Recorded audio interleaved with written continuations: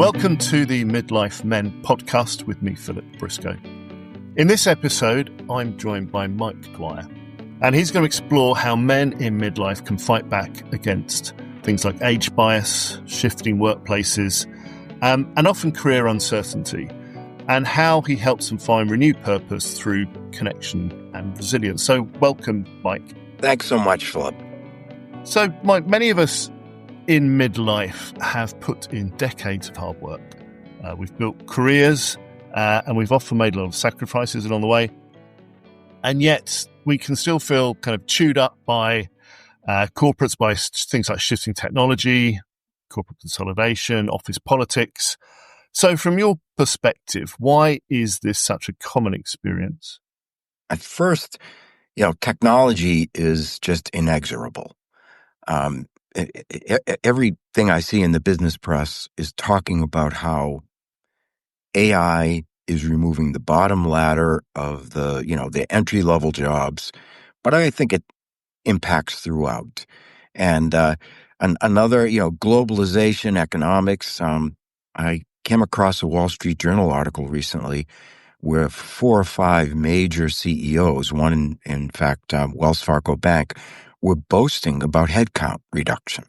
So this particular CEO from Wells Fargo was saying, yep, we went from 300,000 to 212,000 in under 5 years. And there's no more apologies about it. It used to be, AI is going to be all partnership and this, and I use AI. We all need to.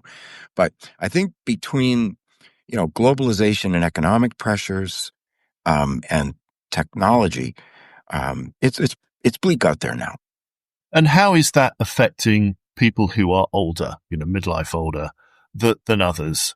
What sort of concerns are you hearing? It's 2 or 3-fold. First, have you been able to keep current? Can you jump on a Teams meeting? Turn on the transcript and whatever it is. Use collaboration technologies. Another difficult thing is price point. People along their career have developed the good experience, track records. They received their raises. I know in education, for instance, one of the things that superintendents of schools look at, wow, here's a 25-year experience, very good teacher making $100,000, but I can hire 2 right out of school for $60,000. So you put all those things together. And by the way, I'm not doom and gloom or giving up. It's just that we got to understand we're in a bit of a battle here. So how do you stay current then? How do you, maintain your employability? If you wouldn't mind, let me treat that question as though you were a client for a moment. So part of the advantage I have and the people around me, I'm sitting at CIC, Cambridge Innovation Center, which is a co-working space with 300 companies in it. And there is an insurance tech platform that also has an agency, so it does its own software releases to itself first. There's nonprofits, there's lawyers. So, putting yourself in that environment. And the other thing I'd say is I never stopped. This morning I was writing something about adding a program management office to a pension software implementation. We're working on cybersecurity. So if you were the client, Philip, I wouldn't be probing, but I'd be sort of we'd collaboratively do some diagnostics. Are you comfortable with the collaboration technologies? Can you hop on Slack or whatever? This sort of thing. And there's remediation strategies. Once you have a mindset that says you can break these things down into some categories and be somewhat efficient about surveying through those, then you can develop a remediation strategy. And you talk about this idea of a senior encore. So where you're turning your midlife into, the opportunity to perhaps do something you've always wanted to do. Can you talk a bit more about that? Well, that's the joy, isn't it? And while I won't pretend to be a spiritual advisor or a life coach or something, I'm pretty much a mechanic around labor statistics, skills, this kind of thing. I think what you can do is the senior encore begins, I think, with an appraisal of how you approach work. Do you just need a dog walking business and something else that will support you writing your novel? Or is it time for you to stretch and do one last executive and global role? Or I worked with somebody many years ago, sort of early in this work I do, where what we mutually decided was the best strategy was to consolidate. This is a middle manager who wanted one more good gig before they retired. And there, the strategy was to consolidate as a line professional. Let me be an analyst. I'll be really good at it. I'll know what my boss is thinking. I hope you can see how collaborative this can be. And this mutual brainstorming and gentle testing is a great process. And I think a lot of men are probably quite frightened, really, of the future because it's so uncertain, and trying to find, say, for example, you want to have your last shot at a big job before you do your slowing down, activity. If you're putting your CV out there, if you're applying for jobs, it's very hard to even get an interview. It's very hard to even get somebody to respond. And that can be downheartening if that's happening 10, 20, 100 times. What advice have you got to help men be more resilient or perhaps be more successful who are older competing against younger CVs? That's the question, isn't it? And I think there's several sort of responses to that. When we talk about what's happening in the marketplace, I'm now reading in the business press about employers complaining about how candidates are using AI to fluff their resume. So let's step back. Wait a minute. What game are we in where the employer has bots that discard and the candidates have bots that inflate? I mean, let's step outside that game. And, I want to just gently offer some additional stats. I've worked with MBAs from a college 3 blocks from here who've told me they've submitted 200 resumes. And they're very clever people. And they have, I don't know if you're on a website, if you're familiar with what they call an A/B test, where you put something in a website 2 different ways and see which one works better. Well, these folks are sophisticated enough to do that with their cover letter, and they're still getting little or nothing. So really, let's just put that aside. The way this is going to have to work is through networking.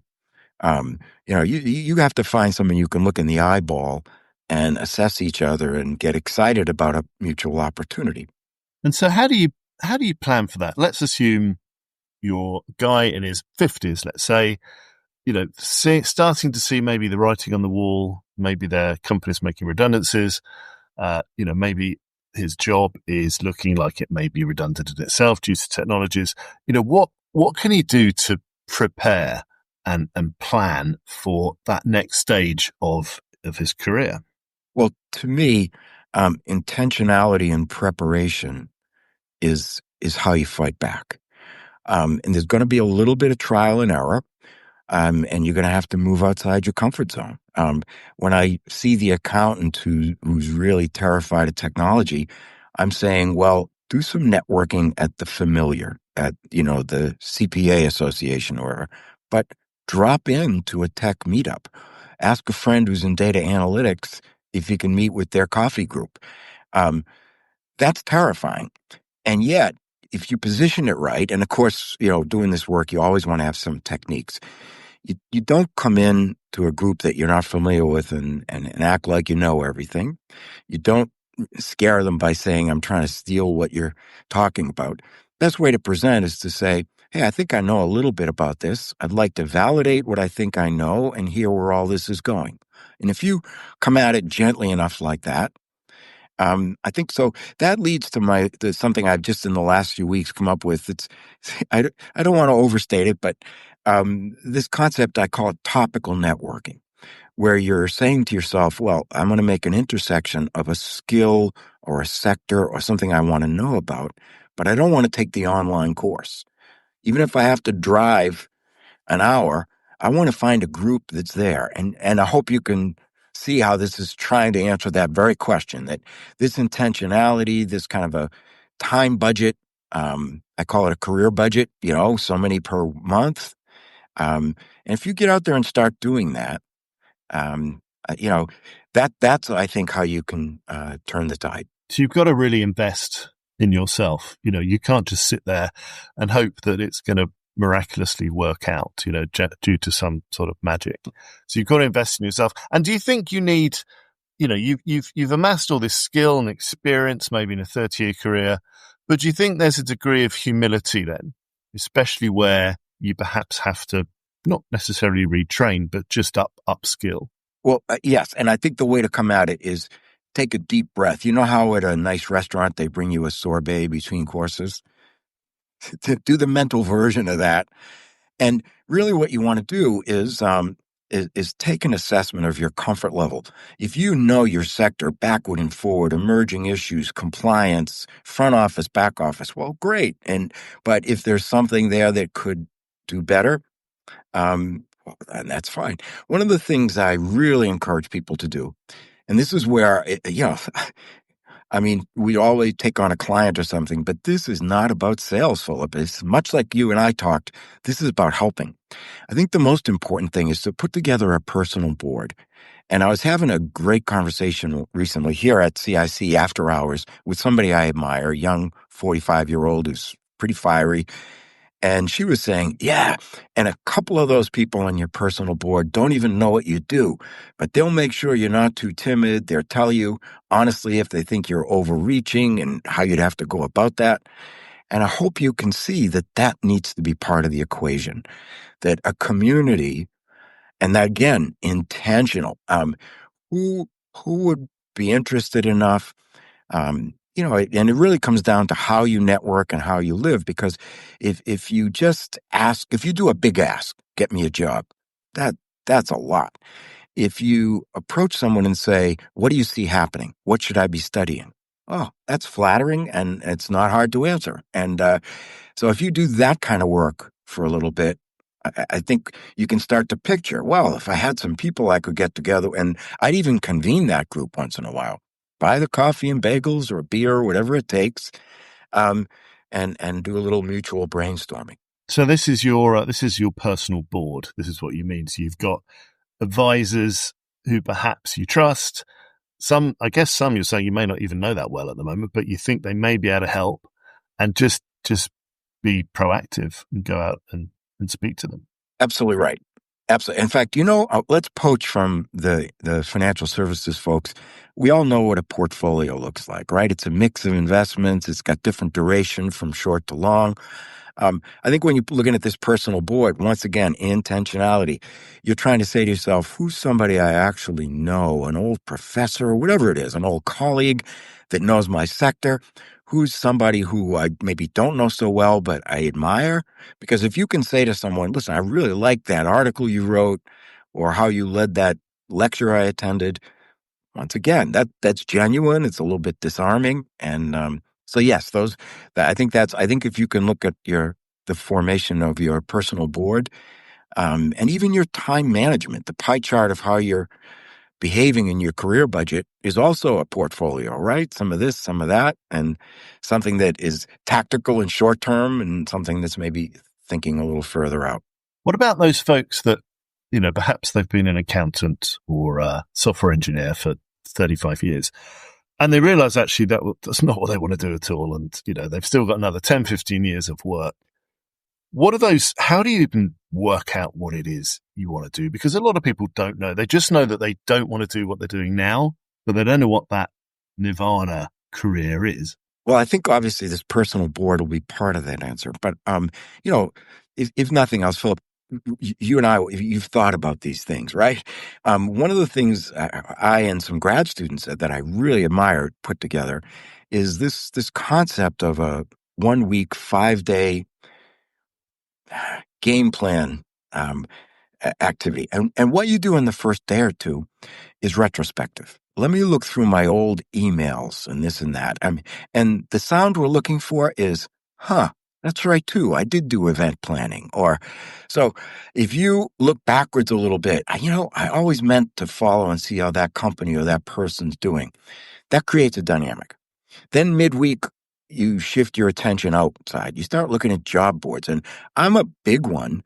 Incrementalism is important here. If you're that accountant, why should you give up a paycheck unless you really, the mortgage paid and the kids are out, the tuition's done, and you really feel like going for it. But I think for most people, some sort of an incremental, put my toe in the water. And so that dynamic would be, let me look out there at some job boards and see where the skills I have might be paired with something I could acquire. Or let me see on we here in the US, actually they're global, Fiverr and Upwork. I have hired people off Upwork and placed people on Fiverr. And I think that's a great thing today for all. See, that's how to turn this fear of the gig economy. Instead of saying, oh my God, everything's going to be outsourced, you say, how could I put an offering out there and start testing if I can be doing something that I'd rather be doing? And in fact, there are so many tools, Chat GPT is one, that makes this stuff quite easy because you can, and I think people are probably frightened of it or scared of it, or maybe somehow think they're cheating, back to what you were saying before, why wouldn't you use it to, fluff up your CV? But, in your experience, what can folks do just to help with that process? Well, I think if you have momentum, if you're doing everything we just talked about in the last 16 minutes, when you turn your eyes to your cover letter or a resume or an elevator pitch, it's going to be different than if you have a cold start. And that's the essence of it. That's why I say intentionality and preparation. The more you do, the more conversations you strike up. You get that little personal board, or call it a community, whatever you're comfortable with. I do know of someone who I was talking about gathering, some advisors and the like. And the person jumped right in and said, I know exactly what you mean. I meet with a bunch of other people who've been unemployed for a long time every Monday morning for coffee. And I was thinking, that might be a support group, but that's not at all what I'm talking about. We talked before about this portfolio effect. If somebody somebody, a bit of a light in your sector or someone you're interested in, somebody who knows you well enough to help you sort of tune your ambition, that's the right mix, I think. It's about confidence, isn't it? It's about actually, even if you're not naturally somebody that would ask for help, it's about, especially if you're looking to secure another 15 years of work, that's a long time. That's a long time. You can't sit waiting for retirement or hoping you're not going to be made redundant. So you have to get out of your comfort zone and just, ask people for help. You do. And I'll tell you, one of the most extraordinary things that happened to me in the last 10 years from this business, so you can tell I love doing this. I have a day job, a practice, interns, grad students, good stuff, steady work. But this is what I love to do too. And they inform each other. A few years ago, I actually paid out of my own pocket for a marketing strategy study, and that resulted in some focus groups. And Philip, there was an extraordinary finding. What came out of those focus groups was, if I want to get in shape at this New Year's, how we all join the gym, to get in shape, I'll hire a trainer. But when it comes to my job or career, I should be able to do that solo. In other words, we're all the Marlboro man, as it is. That's crazy. If ever there was a time for collaboration, brainstorming, this is it. So that was an important finding to me, because that makes me understand psychologically or under the floorboards. And this resonates exactly what you're talking about for men, right? That, if you try and just go this solo and think, I should be able to craft this, I should be able to figure it out. Well, you're the star player in it. And yeah, you own the plan, but you really ought to be collaborating. I've spoken to many men who have experienced, mental health struggles. And almost all of them have said they haven't really found a way forward by themselves. It's very difficult to fix yourself. So I think that applies across the board, right, for your career as well as other things. Let me ask you something, Mike, about your opinion on, you say you're looking for a job, or you've been unemployed, or you're looking to do something on your own. There's a lot of noise out there at the moment, a lot of get quick rich, noise. Perhaps you could sell courses or sell digital content or sell training courses. There's a lot of it on social media at the moment. where are the pitfalls in that? Where are the dangers in your view? Or do you think some of these are legitimate activities to research? They might be, Philip, but honestly, I don't know how to tell you to discern the junk from something that's solid. Um, so I'm if somebody wanted to pursue some of that, I would make it a small slice of the time pie chart, and I would do it carefully. I would get some reviews. I would try and follow up with someone who's actually done that sort of thing. Um, But I think that the things I'm describing are much more under your own control. And so let's just we'll throw up a spectrum here in this conversation where at one end I'm saying look through your old emails, files, find things you did, people and companies you liked. And then at the other end of the spectrum is looking outward across job boards and freelance platforms. That's pretty solid. That's real because if if you look for something that is interesting to you and you have the wherewithal to get there, you have most of the skills and you could round out, and you see that being offered on a freelance platform. One of the things that's interesting about the freelance platforms is you can take a project manager, a tech lead on a program management office for a software project. What's extraordinary in these platforms is you'll see costs from $10 an hour to $230 an hour. And so you got to start navigating that. But that is better data. That's marketplace data of, and if you see someone who can say, I've had, this many positive ratings, that means that person's done work in this thing. I'd like to offer you an actual example of that. Remember I said put people in Fiverr? One of the ones was an MBA I hired as an intern, and she was really good, but she never, her elevator pitch was everything. I mean, she didn't, and I finally said to her, you need to get that under control, so to speak. And here's I don't know in marketing, are you familiar with in the marketing world, what they call a brand persona? Once you, once you've developed some segmentation around your market, you actually visualize and anthropomorphize Margaret, the teacher who took off to raise the kids. And so it turns out she, instead of just, flailing around, she spent a year staying fairly busy off Fiverr doing brand persona work. And no doubt she used ChatGPT and so forth, but she really had a lot of marketing background, the MBA, it all helped. So that's an example of a win that you got intentional, you got somebody to push back at you a little bit, you picked something, you tried it. Hey, look, this time it worked.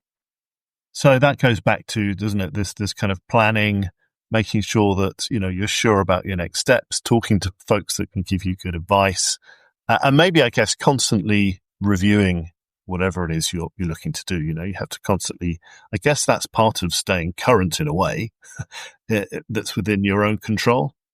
I love that. And so when you start to think about a game plan, if you're fully employed and tight for time, you might want to be looking out 6 months and say, hey, if I can hit even a couple of networking events a month, it might look like that.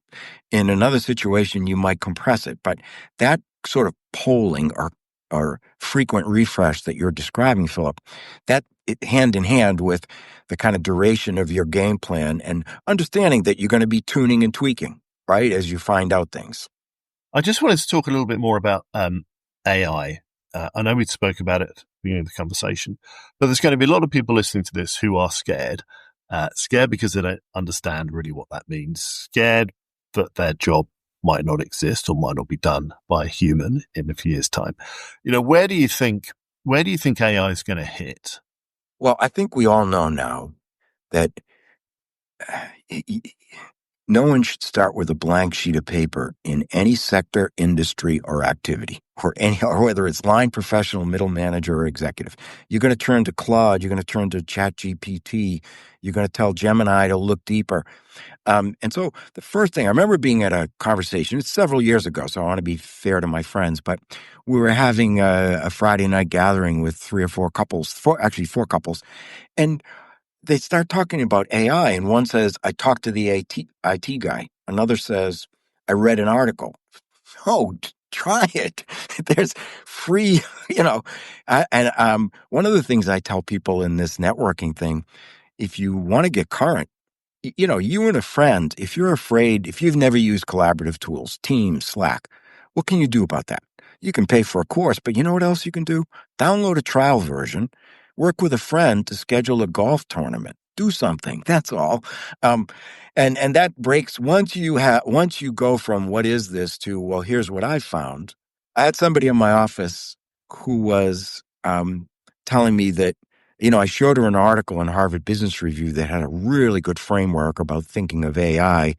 And it was April, and she said, yeah, but that's December. That's no good. And no, it's not like that. Yes, it moves quickly, but, kind of deeper truths, categorization, how to introduce to organizations, these things are going to play out steadily. So if you invest in that, it's going to be valuable. And then the other thing she said is, I worry about my two teenage daughters. I use these tools every day, but I don't know, I'm just apprehensive. And another friend of mine who's in investments said, she's at the table. What she's worrying about. That's the point. Now, for me, what did I do? 6 years ago, 2019, I spent $3,000 on a cert at MIT. It was offered out of the Sloan School, but Daniela Roos, who heads up their CSAIL, the comp sci, was probably 30% of the content. That's bedrock. That was great. And then obviously I use it. I actually got for myself as a somewhat technology background. I did some R programming, looked at some data. So I think you don't need to go that far. And I don't pretend to be an expert in AI, but if you listen to what I just said, I'm not afraid anymore. I'm at the table, and that's your goal. And what drives you then, Mike, to work in this space? What do you get out of helping people? Well, I do think it's become a battle. I'm an over 65, and I focus on seniors. I think I can help anybody. I love working. I have a regular job shadow and mentoring with Suffolk University here in Boston, just close by. But I think seniors in particular, anything that doesn't let us get on the playing field and contribute is wrong to me. Whether it's gender, age, whatever, we all have a contribution, and I really love when I get that sound. Huh, that's what I want. I want someone to say, well, that's interesting. I could consider that more. And I do think, with your permission, I'm going to offer you just one more.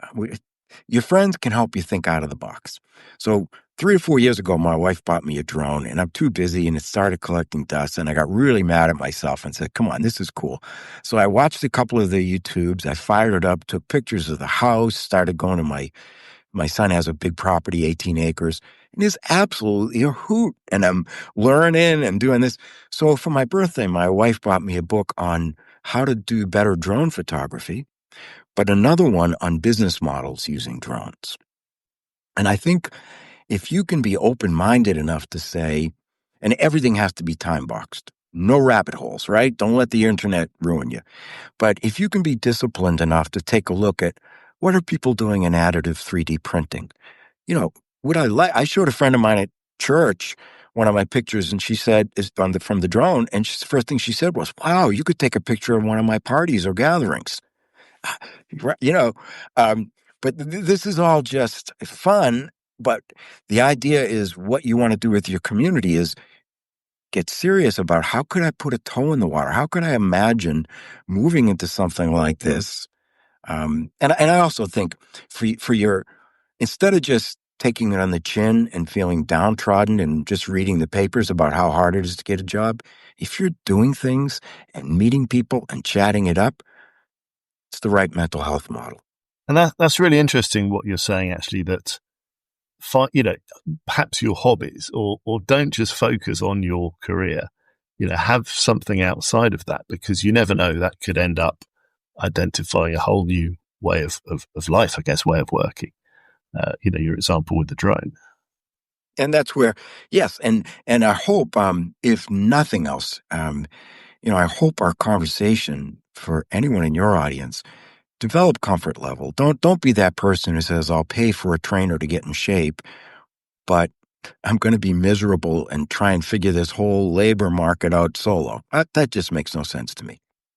So what, for someone listening then, who feels really stuck or worried, they're in the midlife, and they're unsure of what's in the road ahead. What's the first step they could take? I know you're giving a lot of good advice, but for someone listening who just wants that first step to take, what would you advise? Take stock. And there's an A and a B to that. A is retrospective. Give yourself a time box. 2 hours, 2 days, part-time for the next week, your call. Go back and look at what you've done, who you know, what interested you, harvest what you have, and couple that with a dynamic that begins to look outward and form a community and gets the first little glimmer of, actually, if there was no other constraints, you know what I'd be interested in doing? As soon as you can answer that question, that's a whole wonderful game. So those are the two core things. One, do a little bit of retrospective work and kind of assess what you know, where you're at. Do I need some refresh in some things? But use your harvest your past, and take a snapshot of what where you're at, but also things you'd like to follow up on. And then, that dynamic becomes iterative because you start, someone or some company makes you follow up in the outside world, which makes you think, well, that reminds me of this person. And now you're underway. You're doing career work as opposed to just sitting there scared, lonely, and apprehensive. That's brilliant. Thank you. And let's leave people with this. If I can ask you this, we've talked about a lot of uncertainty and what you can do around uncertainty, but more on a more broader level, embracing this stage of life. What advice have you got about embracing being an older person with all this experience and a lot of life ahead? Well, you're going to have to be realistic. I'm a lifelong runner, and I got to tell you, the mile times, now I'm over 65, I don't want to talk about the per mile time anymore.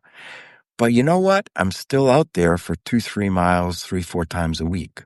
So one level of this is acceptance, and the other one is a little bit of perseverance. And I'm hoping all the things we talked about create a little bit of an excitement, a little bit of you know what? That would actually, I want to give that a shot. And once you've got that little bit of enthusiasm going and you got somebody else telling you, you know what, actually, I see what you're saying. You'd want to do this. You'd want to talk to this person, whatever else. You're in a new, I assert you're in a new dynamic. So accept that your mile times is not going to be as good as it was when you were 20, 30, or 40. But understand that I feel it is your right to contribute in the way you wish. So, Mike, if people want to find you online or contact you, what's the best way to do that? Our website is Emplana Career, EMPLANA, career, one word.com. And just put in the little submit. I'm interested. I'm in the process of setting up a few freebie first consults that you can calendar. But just send along a submit. It turns out, Philip, that a lot of times just have a chat with someone like we're doing, and they're good to go. I mean, it doesn't always need to be a commercial, consultant-client relationship. I'm happy when it is. It's fun work, and you get to work a little deeper with someone. But sometimes doing just what you and I've done, because everyone always says, let me tell you the joke in career. Everyone always says, well, I have a really weird path. And the first few times I bought it. And then after that, I realized, no, that's just the marvel of your biography. That's your mosaic. And let's get to work on it. So implanacareer.com, send along a submit. But most of all, I would just hope that people would do the things, that you're bringing in terms of perspective, what to watch for, how to stay mentally healthy, and our conversation here. That's brilliant. We'll put the links in the show notes as well. Thank you, Mike. Thank you very much for joining us. That's been been really great.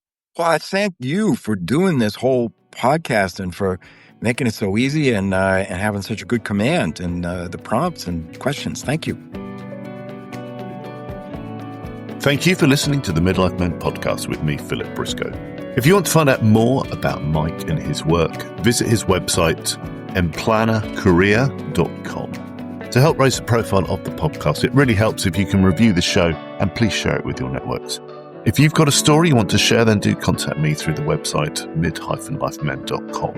And finally, there's now a book called Men Speak Up, Journeys Through Mental Health, which is based on some of the stories you've heard on the podcast.